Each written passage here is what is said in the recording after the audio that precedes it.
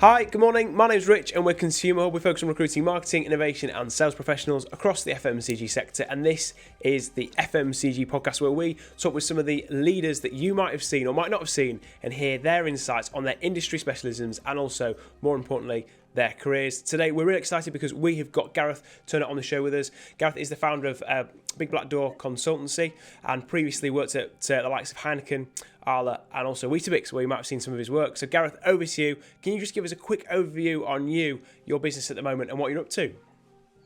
Yes, thanks. Yeah, you got it right. That's my career history. Started in sales, moved over to marketing at Heineken.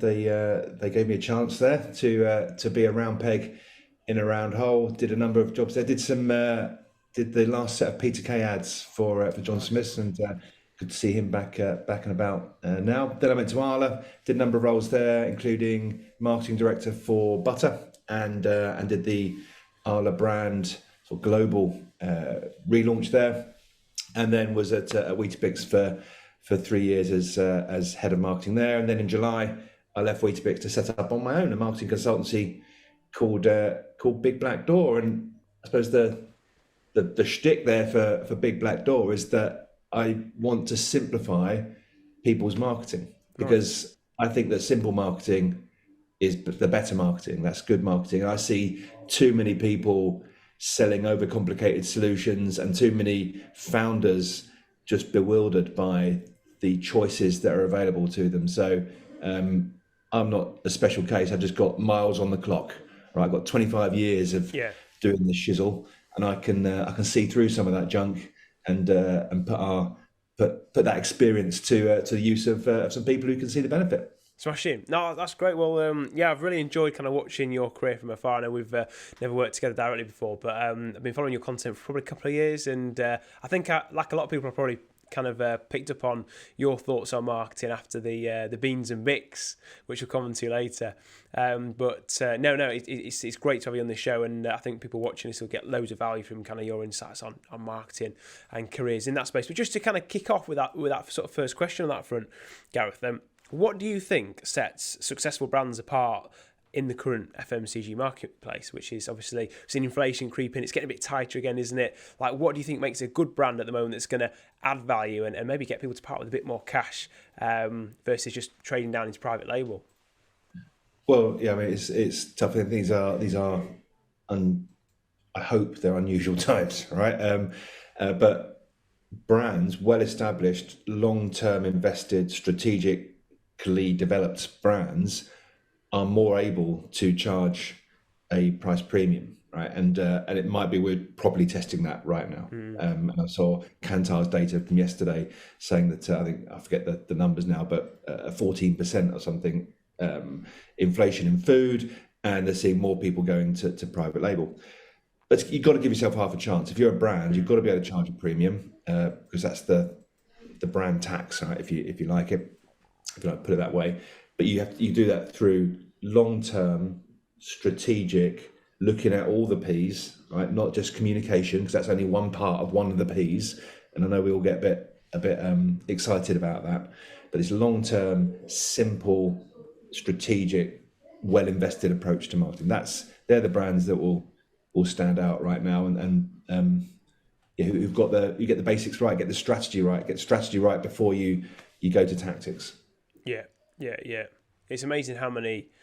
Because one of the reasons I love recruiting in the UK is it's such a buoyant market for new brands, like British consumers. When I chat to some of the leaders we work with in Europe, Europeans seem to be a lot more sort of conservative in what brands are shop. Brits seem to give anything a try, which it makes it really exciting dynamic. But you see a lot of what we sort of call startup landfills. There's a lot of buzz behind it, 2-3 years, then bang, it's gone. I mean, one of our favourite products that we reviewed recently, Doisy and Dam, I mean, they've kind of had a bit of a decline, unfortunately. But it seems, the buzz around them seemed like they were just on an absolute wave 18 months ago. And it seems like a lot of brands come unstuck for various reasons. You see a lot of brands as well that look solid, that have got great heritage, just they hit a rocky patch and then they just cannibalise, don't they? And they struggle to kind of get up from that again. So it's really interesting, that insight you've got there around keeping things focused strategically and long term. Because I guess it's that stamina, it's that endurance, it's that fitness, isn't it? It's the fitness test, really. You can when you've got a strong brand, you've got a well-established brand positioning. When you've done you got your fundamentals right, and done the stuff that the sort of less glamorous stuff, the stuff that goes in the background. When you got that right, you can keep yourself relevant. You can move on, but not move off. Right, so you can keep your brand positioning relevant and exciting for new consumers, for younger people, for different cohorts of people. You can flex the messaging to be relevant for a number of people without moving away from brand strategy. Yeah. Just with that in mind, Gareth, what would you say are some of the FMCG brands that you think we should all keep our eyes on that kind of demonstrate those qualities that you've outlined there? Well, I'm going to say I'm working with a great brand called Spoon Cereals at the moment. Right, they're very, very young brand. Well, not actually, they're not that young. They're growing. They've got great distribution in Tesco, and they do things properly. So we've got the fundamentals in place. We're slowly testing and learning different things there. They're an exciting brand to watch. I see in the background they got Mighty Milk. They're a good brand to watch. I've done a little bit of work with those guys as well, and they're good people doing exciting stuff, doing it the correct way. So Julian, the marketing director there, we work together at Arla. He knows how to do marketing, right? So watch those guys. I suppose in the broader FMCG space, I think we're recording this at the start of November, right? And we're just starting to see the Christmas ads coming in. I think Asda are doing some interesting stuff. Like they've relatively recently had a big takeover. Their Christmas ad has got a lot of interest with Buddy the Elf in there, but they're also beyond their comms. You look at the sort of fundamentals of their business.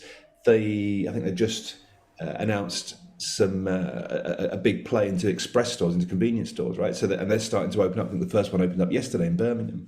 So they're a brand to watch. They're doing some interesting stuff, and I mean, I could go on. There's a brand totally outside my remit, but there's a feminine hygiene care called Ann Sisters. Oh yeah. I've spoken to them a couple of times. That's interesting what they're doing there. There's always small brands challenging convention, challenging the mainstream, that whether or not they survive in the long term, they're pushing the establishment to do things differently, and that's a good thing.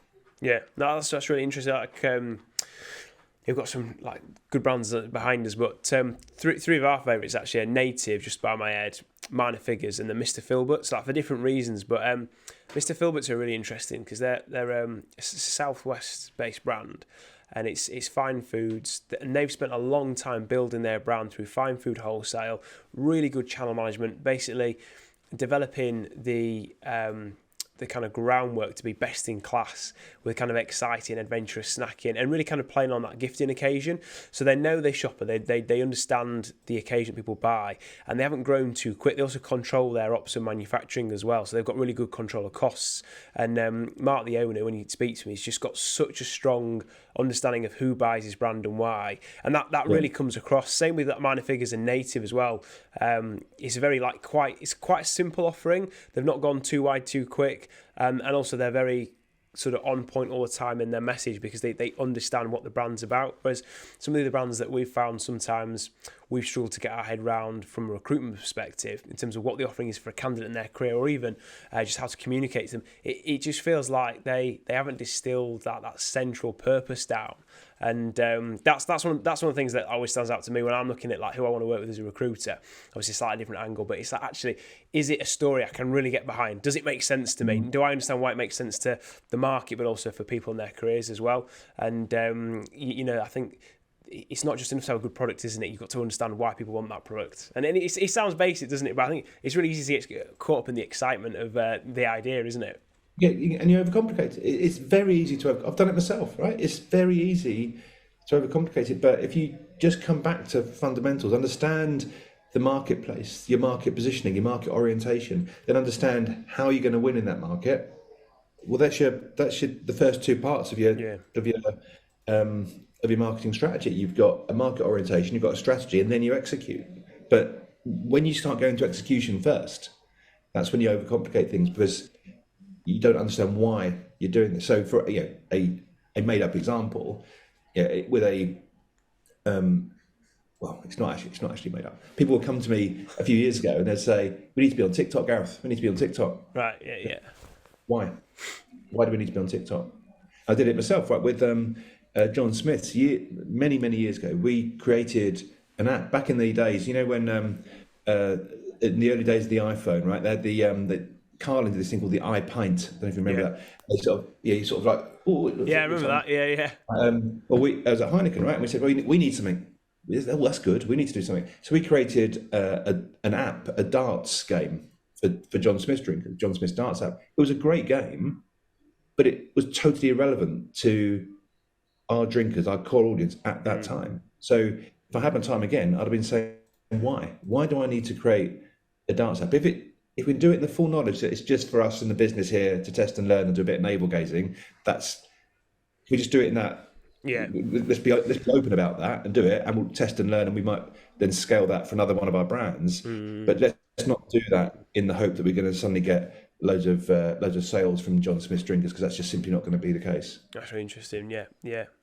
Which is just on that point actually, because that's quite a nice bridge. Just what do you think are some of the main differences between how brands were being built 5 years ago, 10 years ago, and now? You might say none at all, but like, have you seen any change in the way that people approach good brand management?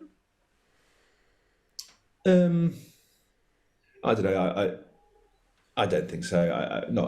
I'm going to come across as an old fecker who it was different in my day.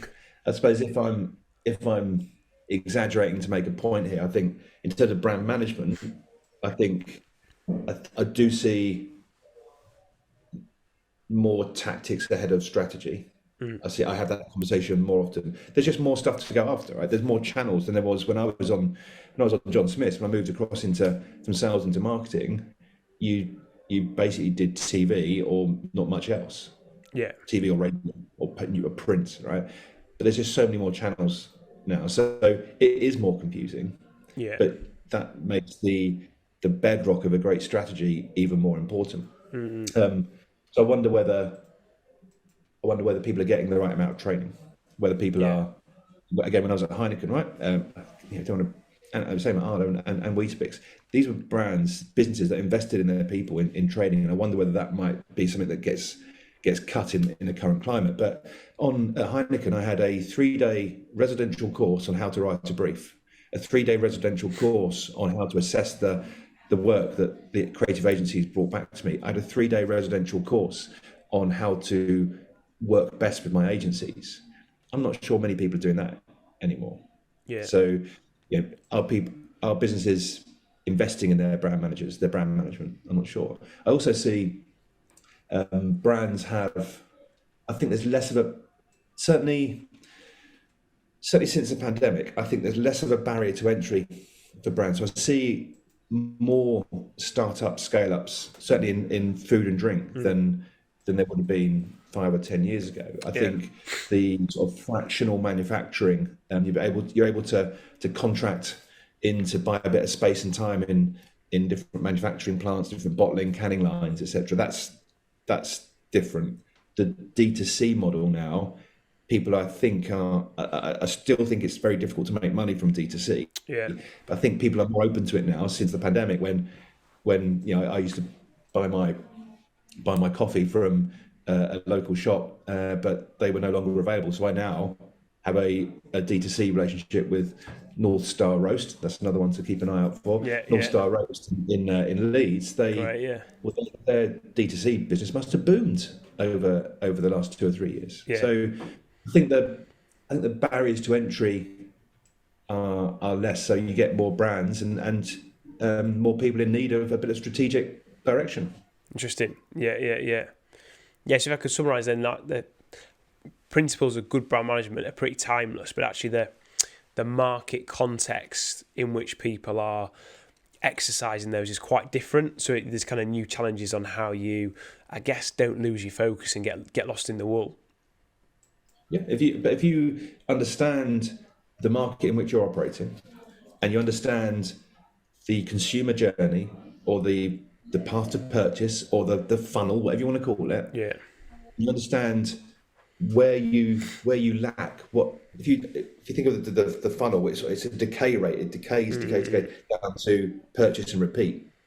So if you understand where your disproportionate decay rate is, Yeah. and that helps you, right? Just knowing that. Yeah. So for most brands, it's awareness. If you look at the textbooks, for most small brands, the biggest thing to do is just to make more people aware of you. Interesting. If you can just do that, Yeah. you can just do, and that doesn't need to be expensive. If you can just do that, then you can grow your brand. That's fascinating. Yeah, really interesting. Well, just kind of on that point, just taking it back to your career a little bit, like how have you found moving from different categories, beer to dairy to cereal? Because one of the things that we find as recruiters that drives us around on a twist is, I think FMCGs is a terrible industry for pigeonholing people. That's a dairy person, that's an ambient person, that's a spirits person. Even within drinks, we do a lot in alcoholic drinks. Some people say, they're more beer than spirits. Like, crikey, they work for Heineken. So how have you found those changes, and how have you navigated it? Because a lot of people will be quite envious of kind of how many interesting sort of rotations around different verticals that you've done. Yeah, I have been lucky. I don't know how I did it. I didn't think it was a big deal at the time. So maybe I lucked it out. I've not found it too difficult. I think if you understand what you need to do.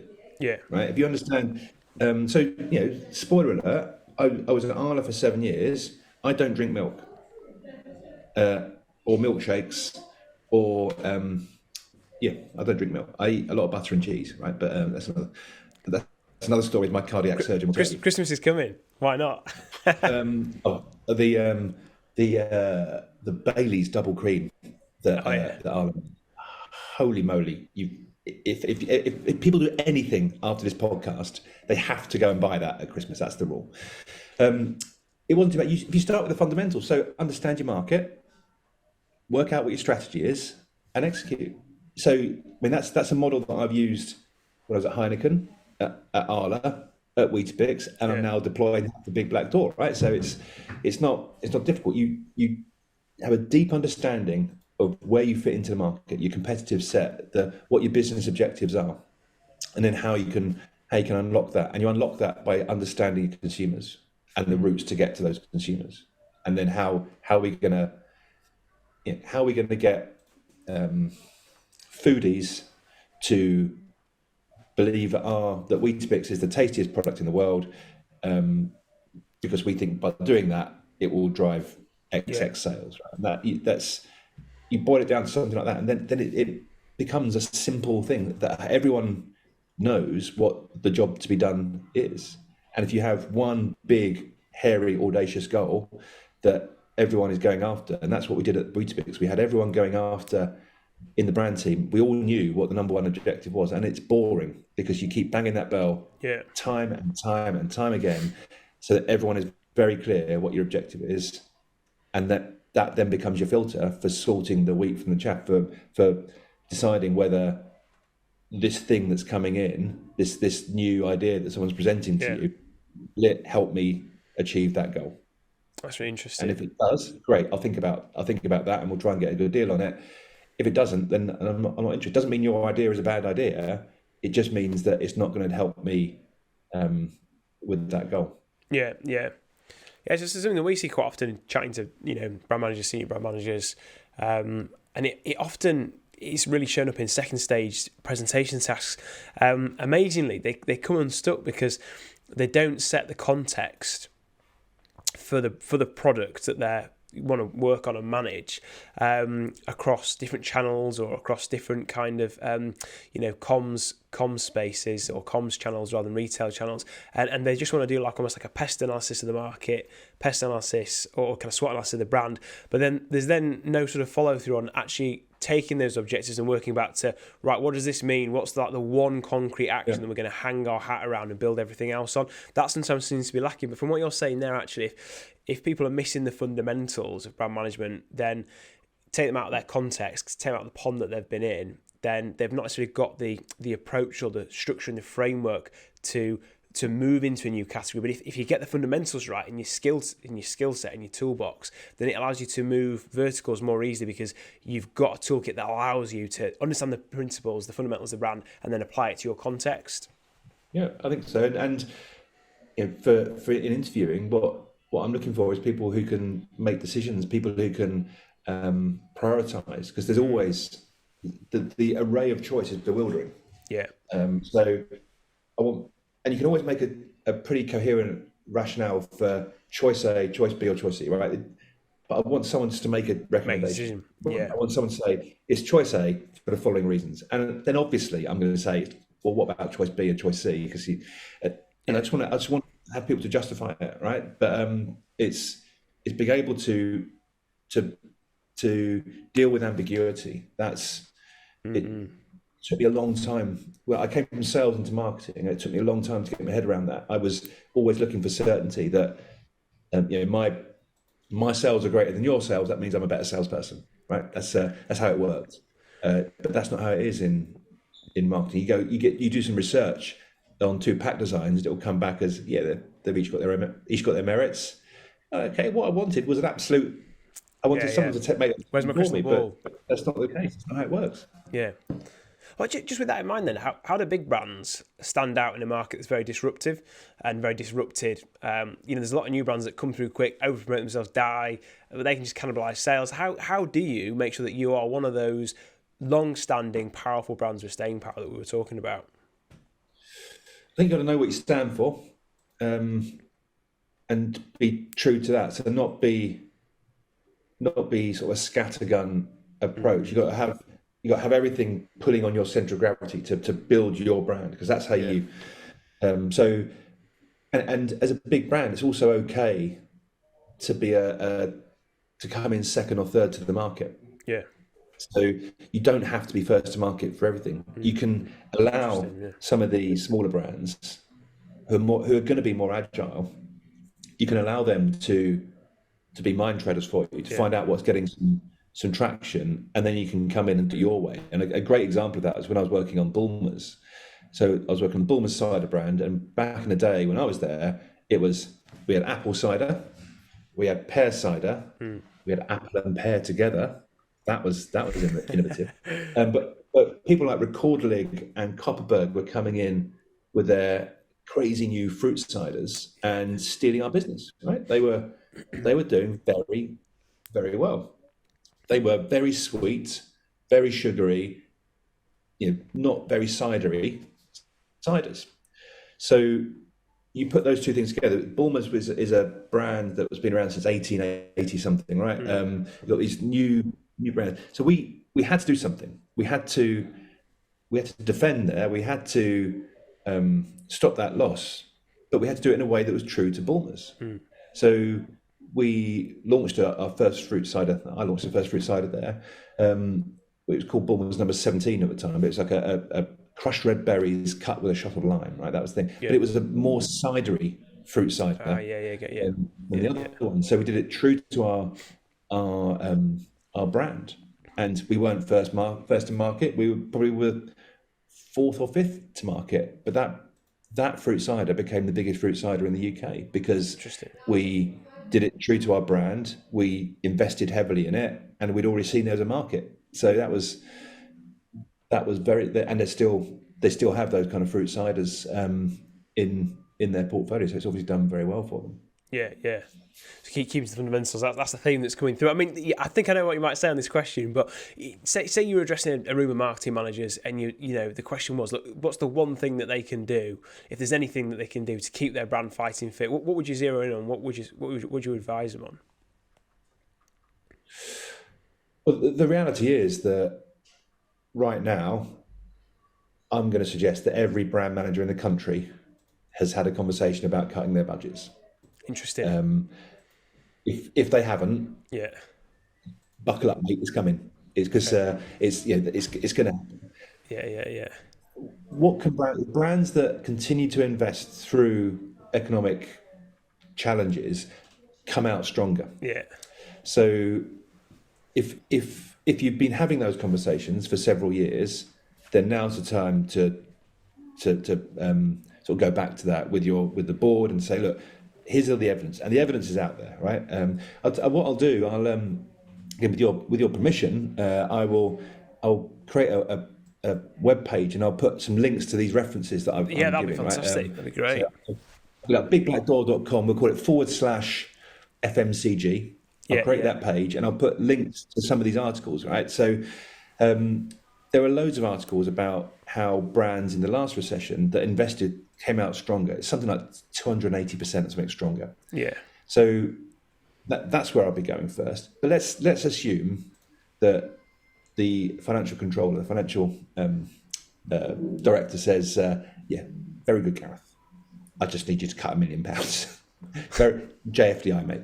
JFDI. So you can be pragmatic on that. You can look at where the nice to-dos have been. Look at how you can protect your working spend rather than non-working. So stuff that is amplifying the work you're doing rather than creating new work. What can you defer to next year? So the advice I'd be giving brand teams is fight hard to protect your budgets, but not at a point where it becomes career limiting with the board. Yeah. And when you can go no further, be pragmatic, and you can trim in certain ways to protect the core of what you're doing. And you go back to your number one objective, which is to grow penetration or to grow awareness, or to whatever the thing is you're focusing on.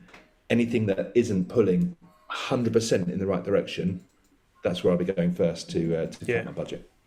Oh, that's great. No, thank you. That's super granular advice. People listening really appreciate that. I'm just aware where. Just one build on that actually is that someone said I was in an event recently, and they said, when you think about it, when someone says you need to cut your marketing budget, and it's great. Okay, we can do that, but the fundamental business challenge that you've asked me to do hasn't gone away. There's an economic crisis going on. I totally accept that.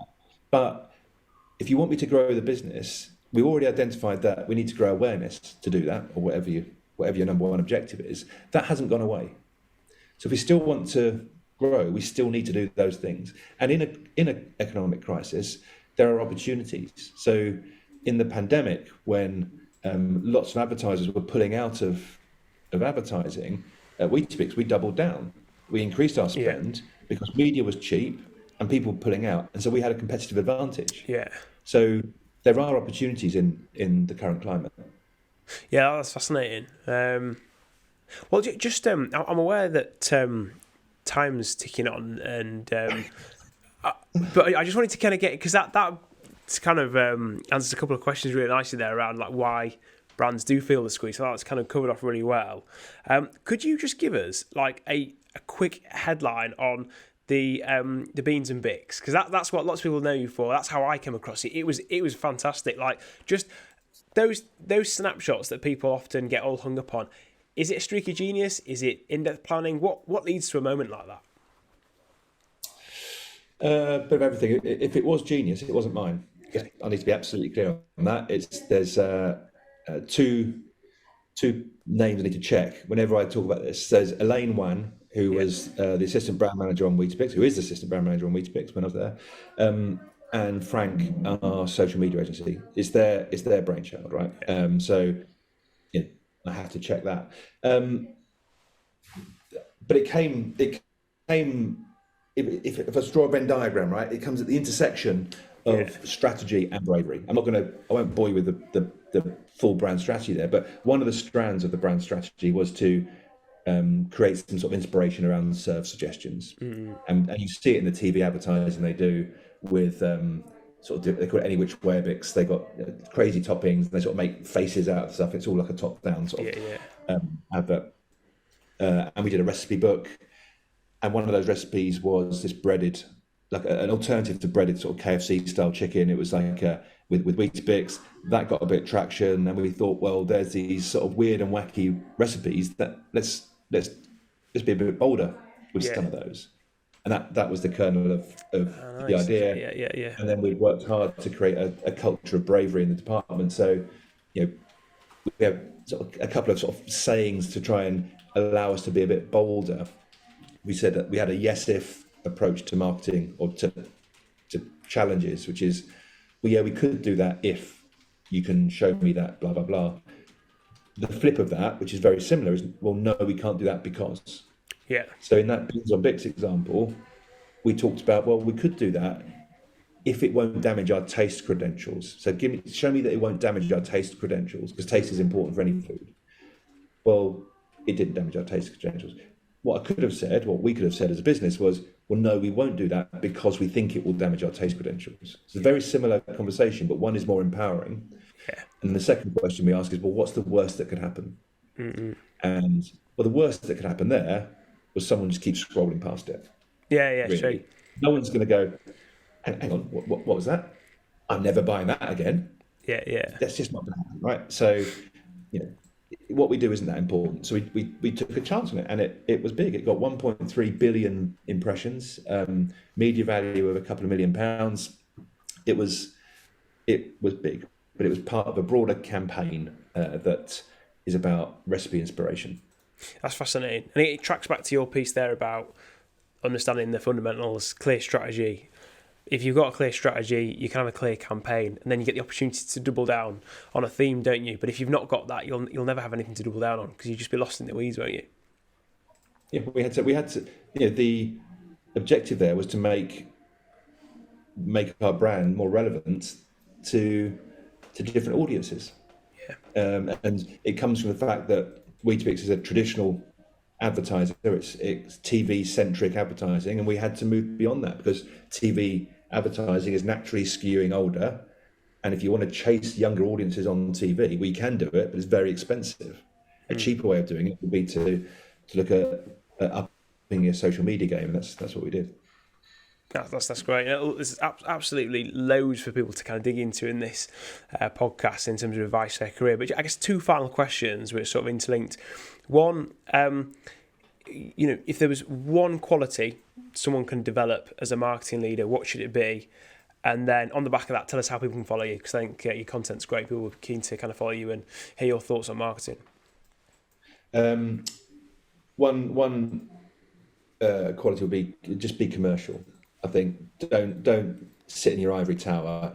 Ultimately, what you're doing is to drive sales and drive value and growth for the business. So don't lose sight of that. Great. That's really good, yeah. But definitely what we see as recruiters, like there's so what all the time that we get from hiring managers, and it's amazing how many people coming through just they get caught up in the value that they add in their context, but they never ask so what in another context, and it's being commercial, isn't it? But how can people follow you then, Gareth? Where can people find you? Have you got a blog? I know you're on LinkedIn a lot. What's the best way for people to follow you? You can find me on LinkedIn. I'm pretty active on there. I say my website, bigblackdoor.com. If you do /FMCG, I'll put a link to my newsletter and stuff there. But yeah, it'd be great to continue the conversation online. Yeah, smash in. Well, look, thanks so much for coming on the podcast, Gareth. It's been really insightful. I've learned loads. I'm sure people listening will do. If you've enjoyed today, people, if you've been watching, listening, please do reach out. Thank Gareth for his time. Everyone that comes on our show, they do it just for the love, just to invest in the industry. And that's what this is all about, is investing in your career. So do, reach out and say thank you. Make sure you follow Gareth and follow Big Black Dolby. Interesting stuff coming through from there. And again, Gareth, thanks so much. Been an absolute blast. And I'm sure we'll keep in touch. Take care.